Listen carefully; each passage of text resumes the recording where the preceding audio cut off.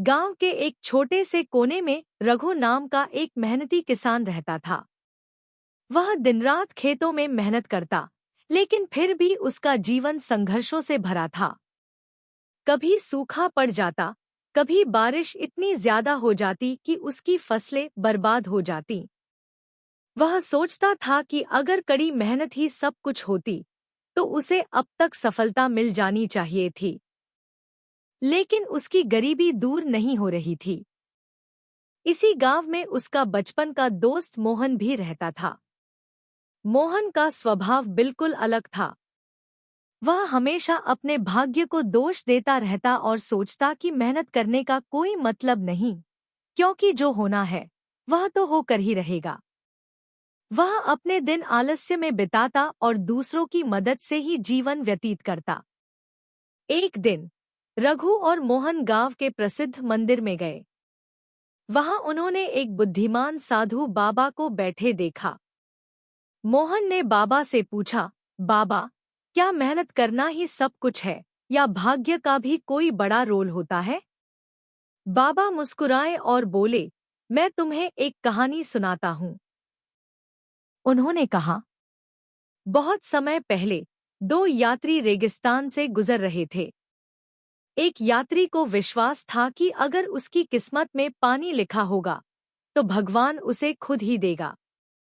उसने कोई प्रयास नहीं किया और बस रेत पर लेट गया। दूसरा यात्री आगे बढ़ता रहा। रास्ते में उसे एक सूखा कुआं मिला।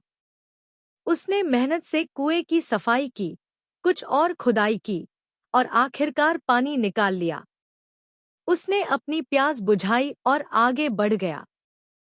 बाबा ने पूछा, बताओ, किसका भाग्य अच्छा था? रघु ने तुरंत कहा, जो मेहनत करता है उसी का भाग्य अच्छा होता है। मोहन चुप हो गया।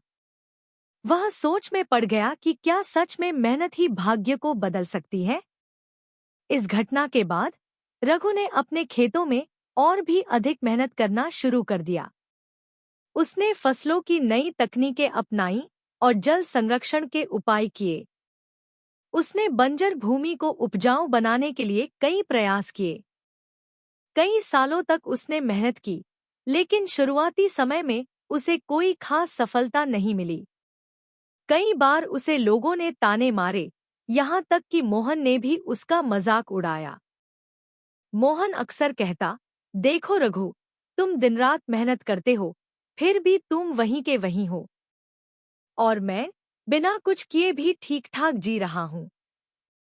भाग्य ही सब कुछ है। रघु को कभी-कभी शक होता, लेकिन फिर भी वह अपनी मेहनत जारी रखता।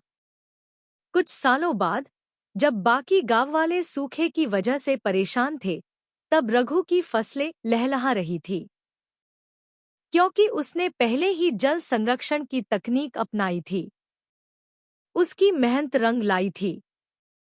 उसकी फसलें बाजार में अच्छे दामों पर बिकीं और देखते ही देखते वह गांव का सबसे सफल किसान बन गया। अब वही लोग, जो कभी उसका मजाक उड़ाते थे, उसकी प्रशंसा करने लगे। एक दिन मोहन रघु के पास आया और बोला, तुम्हारी मेहनत सच में रंग लाई। तुमने सही किया, मैं गलत था। मेहनत करने से ही भाग्य बदलता है। रघु मुस्कुराया और कहा, भाग्य उन्हीं का साथ देता है जो मेहनत करते हैं।